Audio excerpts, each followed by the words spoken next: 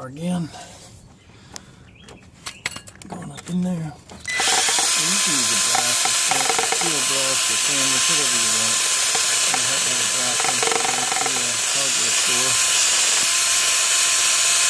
I'm just dropping it these areas right here where the gasket's going to lay and seal itself against it.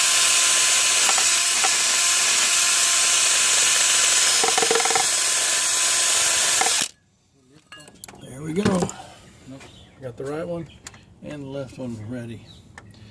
So now we'll go ahead and install the gaskets on the water pump and then get them ready to put on.